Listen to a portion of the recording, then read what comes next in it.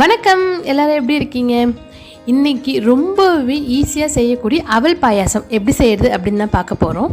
அதுக்கு முதல்ல நான் ஒரு பேனில் கொஞ்சமாக நெய் சேர்த்து தேவையான நட்ஸு ரோஸ்ட் பண்ணி எடுத்துக்க போகிறேன். இன்றைக்கி நான் முந்திரியும் திராட்சையும் சேர்த்துருக்கேன். திராட்சை நல்லா பலூன் மாதிரி உப்பி வந்ததும் நம்ம அதை எடுத்துடலாம்.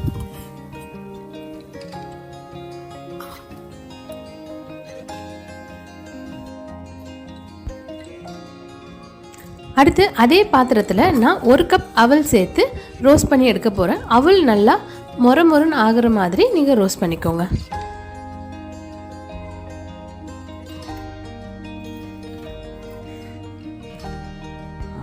அடுத்து அதே பாத்திரத்தில் பாயாசத்துக்கு தேவையான அளவு பாலை நான் காய்ச்ச போகிறேன். பால் காயிற அதே நேரத்தில் நம்ம வெல்லத்தையும் கரைச்சி எடுத்து வச்சுக்கலாம். அதுக்கு ஒரு ஏனத்தில் கொஞ்சமாக தண்ணி சேர்த்து நம்ம உடைச்சி வச்சுருக்க வெல்லத்தை அது கூட சேர்த்துடலாம்.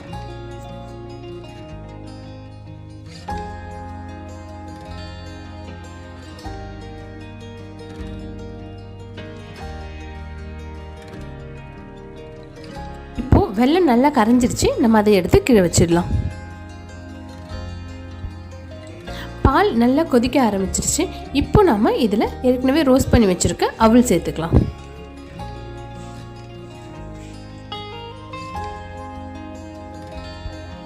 நாம் சேர்த்துருக்க அவல் பாலில் நல்லா வெந்து கொஞ்சம் திக்காகும். அப்போ நம்ம கரைச்சி வச்சுருக்க வெள்ளைப்பாகு இது கூட சேர்த்துக்கலாம்.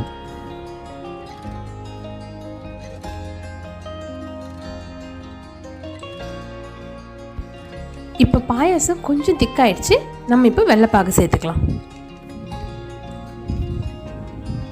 இப்போ நம்ம பாயாசம் கரெக்டான கன்சிஸ்டன்சியில் ரெடி ஆகிடுச்சு. இப்போ நம்ம கொஞ்சமாக ஏலக்காய் பவுடரும் நம்ம ஏற்கனவே ரோஸ்ட் பண்ணியிருக்க நட்ஸும் சேர்த்து நல்லா கலந்து விட்டு இறக்கிடலாம். உங்களுக்கு பாயாசம் இன்னும் கொஞ்சம் திக்காக வேணும் அப்படின்னா வெள்ளைப்பாகு கரைக்கும் போது தண்ணியோட அளவை கம்மியாக வச்சு கரைச்சிக்கோங்க.